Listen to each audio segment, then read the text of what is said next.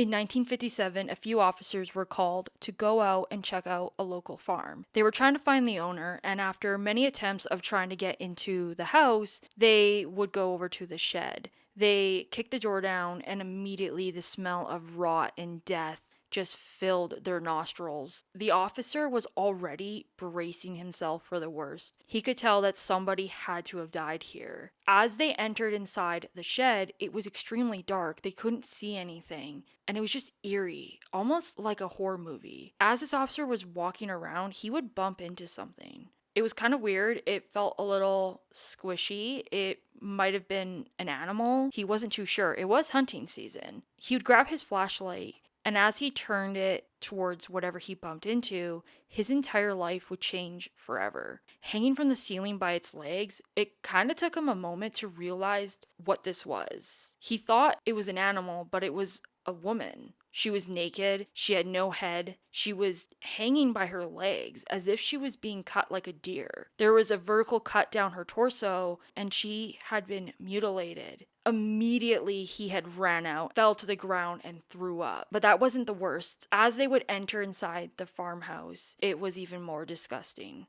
Human skin was on lampshades. Heads were on the bed, lips were hanging on drawstrings, and there was a human suit and face masks of people who had died. And this was the House of Horrors of Ed Gein.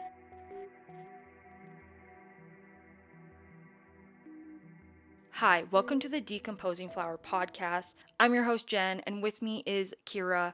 In this podcast, we talk about all sorts of things such as true crime, mysteries, cults, or anything that we find interesting or disturbing. Today, we are going to be talking about something pretty dark. We are going to be talking about Ed Gein. So, there will be a lot of conversations around murder, of course, religious trauma, body gore, turning people into lamps, skin furniture, just gross stuff. So if any of that is maybe you're just like, I'm not in the place to hear any of that, feel free to check out another episode or take care of yourself, and we'll see you guys in another episode. If you do have a topic or a case that you would like us to discuss, feel free to leave it in the comments. We also have a Google form if you want to fill that in as well. If we say anything wrong, or you want to add to the conversation, you can also leave that in the comments as well. All of our information is found online. We just share for educational purposes, and we mean no harm to anyone who has been personally affected by this case. But again, if we do say anything wrong, feel free to let us know. But with that, I think we can begin. Ed Gein honestly never stood a chance. He was raised in a small town in Wisconsin with a father who was an alcoholic and a mom who was severely religious. Augusta, who was his mom, she would schedule parts of the day so she could teach her young sons about the Bible, sin, and how evil the world was. She would teach her sons about how women were all corrupt, how they were puppets of Satan, and were just naturally promiscuous women. Actually, his mom really hated women. I'm not too sure why. I don't know if there was some kind of family trauma or if it was her being religious or if this was just a woman who hated women. I'm not too sure. For example, there was this one time where Ed was a lot older. He was with his mom and they went to go visit a guy named Smith. Smith was beating a dog very harshly outside. And there was this woman who had came out of Smith's house and was yelling at him to stop beating this dog. And Smith would end up just beating the dog to death. And this really upset Augusta. She was just mortified by what she had seen. But it wasn't because she just watched a man literally beat a dog to death. It was because there was a woman in Smith's house who he wasn't married to.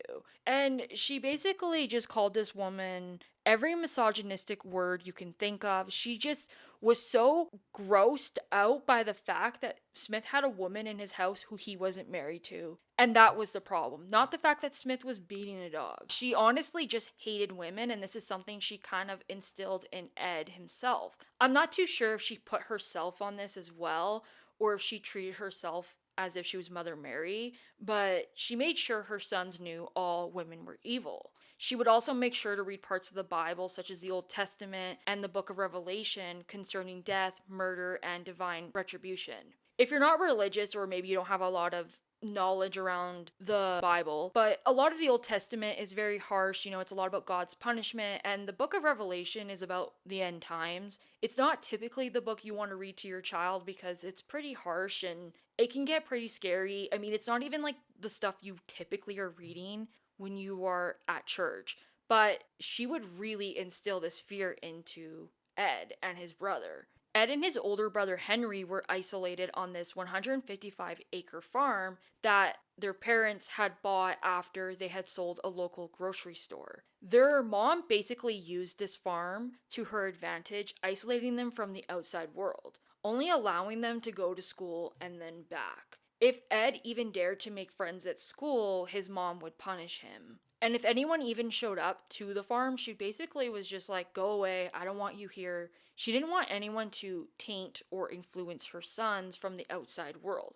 She really had this huge control. Ed would spend most of his days going to the school and then coming home and doing chores around the farm or the house. He was pretty different from a lot of the other kids in school, and I mean, I don't doubt him having a mom telling him how sinful and evil everyone is, and being isolated would have helped him at all. But he also was just a little bit different in general. He would laugh at his own jokes or just at random times that kind of made the other kids in school find him weird. He also was extremely shy, and probably with the fact that his mom didn't let him make friends, he probably just was a lot different to the kids. And this kind of made him an easy target to bully. But interesting enough, despite him having like really bad social skills and lacking friendships, he did really well in school and he honestly really loved reading. As time went on, Ed would go on to idolize his mother, and he loved his mom more than life itself. You actually see this a lot with mothers of abusive husbands, where they rely on their sons to give them something that their husbands can't, and they do a lot of what I would consider emotional incest. They definitely had a very emotionally incestual relationship. But I mean, I don't know, maybe I'm just looking into that too wrong. I don't want to just start saying things that don't have any proof, but definitely was very weird. And I mean, with Ed's mom, she hated her husband. She hated George. He was just abusive and she couldn't leave him because of her religion. And I'm not too sure if she kind of took that anger out on her sons or the world or women. I'm not too sure if George was unfaithful or not. So when Ed was around 34, his father, George, would end up dying at the age of 66 from his harsh lifestyle of drinking. He died of heart failure. Ed and his brother Henry would have to pick up the slack and begin working around the town and on the farm, just trying to make ends meet. They would do these odd jobs here and there just to try and take care of their mom as well. Ed was a handyman and he loved babysitting. He apparently got along really well with children rather than adults. Now, I don't believe he did anything with the children. I think that he just relied a lot on his mom. His mom pretty much infantilized him, where he still behaved as if he was a child, and I think that's why he got along with children. It seemed more so that he just really enjoyed the idea of being a child, and his mom made him that way. Now, Henry was a little bit older than Ed, and he actually began to notice this weird relationship between Ed and their mom, and he just found it unhealthy and he knew it wasn't okay. Henry really did not like their mom. He would actually try and talk to Ed about it, saying how their mom was harmful and she just wasn't really a good person. But this did not go well with Ed. Ed did not like when anyone would speak ill of his mom, and he would get really hurt and upset when Henry would do this. Unlike Ed, Henry was actually interested in women. Ed never really dated. I'm not too sure if he was not attracted to women or if he generally just did not like women because of what his mom told him. But Henry was into women. He had actually began dating a woman who was recently divorced and she had her own two children. He was actually planning on moving in with her, but this would be cut pretty short because Henry would mysteriously vanish. On May 16th, 1944, Ed was burning vegetation on the farm when it got out of control, and this kind of alerted the local fire department, and they arrived to help Ed stop the fire. But by the end of the day, Henry was missing, and Ed went and called the police, and a search party went out to go look for Henry, who was at the time 43 years old. They would end up finding him face down, and it seemed that he had been dead for some time. He had no burn marks, so he wasn't killed in the fire. and they actually just chalked it up to heart failure. But it was actually later found that Henry did have bruises, but the police basically brushed this off. But the coroner did declare that Henry died from suffocation. Shortly after Henry's death, Augusta would soon have a stroke, and Ed would become her primary caregiver, which really influenced more of their relationship. He was really relying on his mom for everything, and only 2 years later, in 1946, Ed's mother would soon die from a stroke, which devastated Ed. He was now completely and utterly alone, and his only life source was now gone. Ed was always a little strange, but once his mother died, he just went downhill. Of course, grief can kind of do this to people. They usually say that grief kind of shows the real parts of you. It's as if the type of grief you go through just kind of pushes out that real version of you. But of course, it can just be trauma. And I think grief really just affects people in many different ways. You see this a lot in different cases, especially some that we have covered on this podcast. But I think for Ed, grief truly just devastated him. I mean, he was very reliant on his mom. So, of course, in a way, he almost went mad. He began to isolate himself a lot more than he already was. He didn't date. He idolized his mom way more, which is something you do see with people when someone dies. Of course, when your loved one dies, you're not going to think of all the bad things about them. You're going to think of all the good things. But it was almost like he worshipped his mom.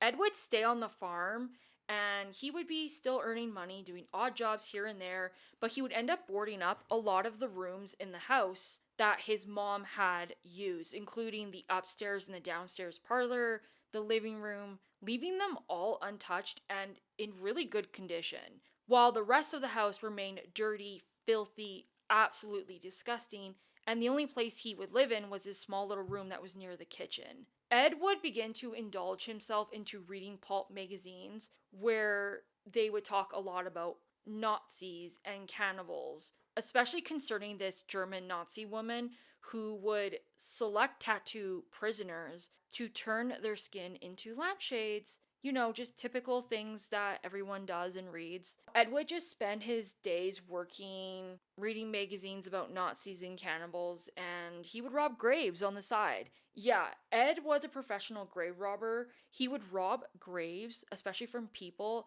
that looked like his mother. Typically, these were people who were freshly buried. Now, it's very speculated that Ed Gein isn't actually a serial killer. I know that when people talk about serial killers, they talk about Ed Gein, but it was more that he was a grave robber than a serial killer. Bernice Worden was honestly a kind woman. She was this 58-year-old hardware store owner, and she was doing really, really well. She was really successful at what she was doing. She often had people help her out at the store since she was a lot older and she had the money to provide for this. Typically, she would have her son Frank, who was also the deputy, help her around the shop, but it was hunting season.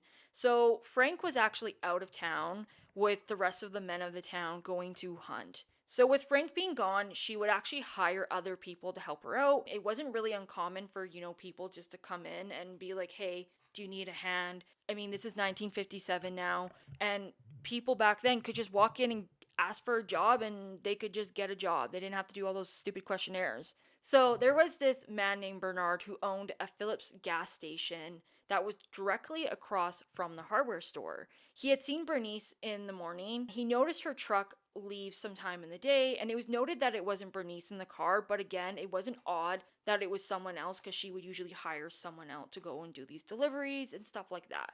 But hours later, when the truck didn't return, Bernard found that kind of weird. He went over to the hardware shop and he tried to open the door, but the door was locked. Again, it was hunting season, so maybe time was pretty slow. Maybe she decided to go home. But why were the lights on? She was not the kind of person that would have typically left the lights on. She would have turned the lights off, to alert other people, hey, we're closed. Around 5 p.m., Bernice's son Frank had returned back from hunting. He ended up not catching anything and he was at the gas station. That's when Bernard had actually came out and asked him about his mother and where she was, why she went home or where she was. And Frank was kind of confused because the last he saw his mom was at the shop. And when Bernard was so sure she was gone and that the door was locked, Frank was really worried and he tried to open the door, but it was locked. So he ran home and he grabbed a key. So when he finally came back, he unlocked the door And, he's probably thinking, okay, maybe my mom is here, or maybe like she's in the back and she locked the door, or he doesn't really know what's going on. Like, he's freaking out. But what was even more odd is that she wasn't there. And it was also odd that the lights were on and the cash register was left open. That's something that she would have never done. And then there was a blood trail that led them right to where the truck was outside. So now Frank is freaking out. He ends up calling the sheriff and the investigators. It took them a bit of time to arrive, but when they did, they started to look for clues to see what had happened. Frank had only one person in mind, a 51-year-old man named Ed. He was the local handyman, and he was an odd man who lived on a farm alone. Frank was already uncomfortable with Ed because Ed had a thing for his 58-year-old mother. He just had a really bad feeling about Ed. Ed was constantly coming into the shop to chat up Bernice. He tried to ask her on dates, get to know her, but in a really weird way that didn't feel natural.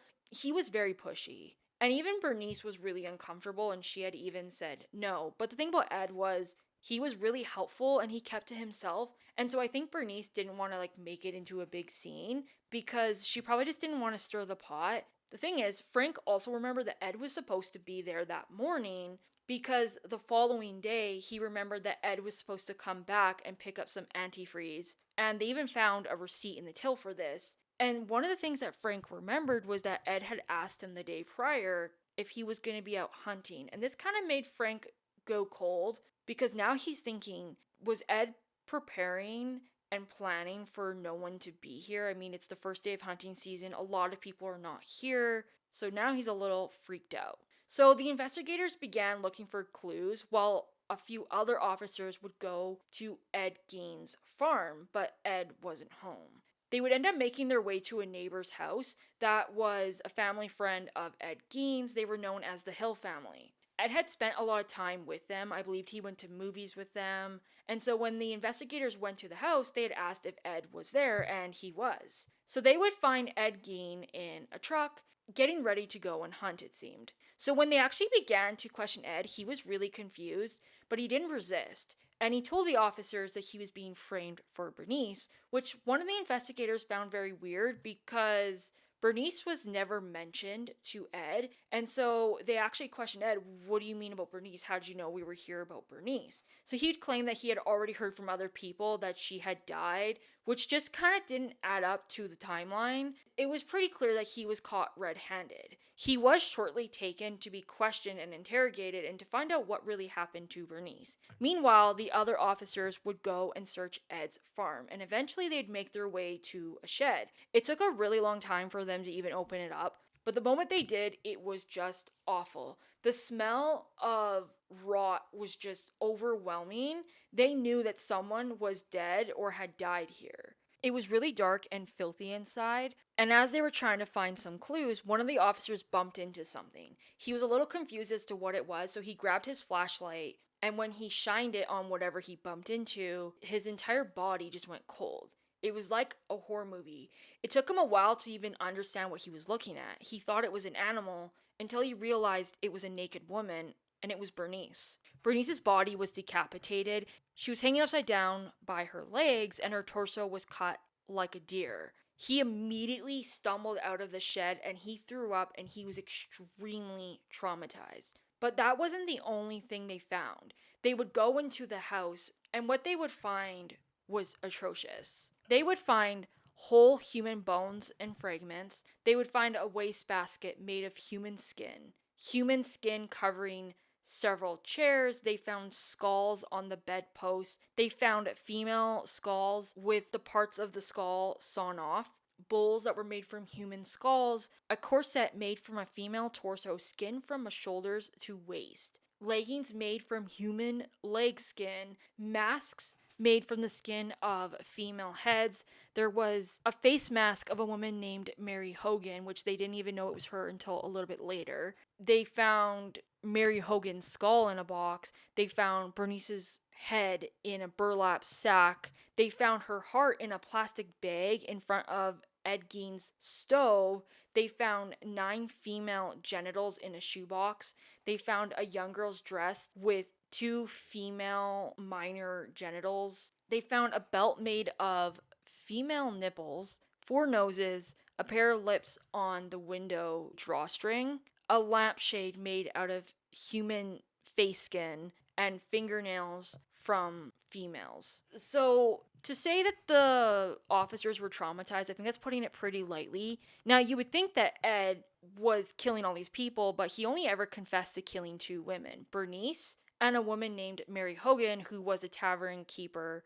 Both of the women actually did look like his mom in certain attributes. And actually, when his mom had died, he ended up making like an entire suit of female skin so that it could be his mom. All the other people and all the other skin that he had were just people that were already dead, and he would go and dig them out after they had been freshly buried. Later, when Ed confessed to killing Bernice, an investigator brought up Henry, and it's never been proven that Ed had killed his brother, but a lot of people who have studied this case, and I mean like real researchers, not just like true crime girlies, but real researchers have said that Ed most likely did kill his brother in a fit of rage, potentially when he was talking about their mom, but it has never been proven true, so we have no idea. So Ed would go on to confess to making as many as 40 night visits to 3 local graveyards to take bodies while he was in this daze-like state between 1947 and 1952. He claimed one night that he had came out of this episode or this daze-like state and left the grave in really good condition and then went home empty-handed. And then on other nights, he would just find women who would resemble his mom and take them back and tan their skin. He claimed he never ate the bodies, nor did he practice necrophilia, although some sources have said he did, but Ed himself denied, saying he never did because he said that the smell was just too grotesque for him to even do that. So during his interrogation, one of the sheriffs who had witnessed all of this, he actually reportedly beat Ed's face into a brick wall, which made Ed's initial confession inadmissible in court. Now, this was a sheriff who was deeply traumatized. He had saw Bernice's body along with the others, and this man had apparently died in 1968 at the age of 43. So he was pretty young when this had happened. And a lot of his loved ones claimed that he was really traumatized from beating Ed up, and he was afraid to testify against the assault. So it seems that he died from a lot of stress. I'm not too sure if there was other factors, if he had other health conditions, or if he was drinking, trying to cope. So Ed would go on to only confess to 2 murders and the 9 grave robberies, but he was suspected of a lot of other murders from missing people cases. So they would end up bringing a case of a lot of these missing people, and Ed would take a lie detector test, which he passed. And I mean, again, at the time, this is when lie detector tests were seen as if they were biblical and completely accurate. But a lot of psychiatrists would also say that he only would kill women who looked like his mother. So I'm going to share a few of these missing people and some of the connections that were kind of connected to Ed. So there was this 8-year-old little girl named Georgie. She disappeared from her farm in Fort Atkinson in May of 1947. She was given a lift from school by a neighbor to drive her home. She was last seen dropped off at a road near her farm at a mailbox,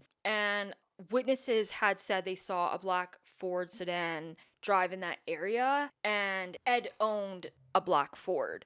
So that's the one connection we have there. There was this 14-year-old girl named Evelyn Hartley. She went missing while she was babysitting at a home of a college professor in 1953. That evening, her father had ended up calling the house that she was babysitting for because she was supposed to check in with him at 8:30 p.m. and she didn't. And after making several calls, he ended up driving to the house where doors were locked, but he could see that the house was in a mess. Items were all over the house, the furniture had been moved in different areas, and he found his daughter's broken glasses upstairs, but he never find his daughter. They have never found who had did this, and Ed did pass 2 lie detector tests, and they did find no evidence of her remains. So then there were these 2 men that were in Adams County. They went off to go deer hunting in November of 1952, and they ended up stopping for drinks at Mac's Bar in Plains Field for several hours. Around 7 p.m., they would end up leaving, and the 2 men and that truck were never seen again,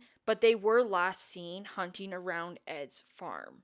Then another connection was a man named James Walsh in 1954.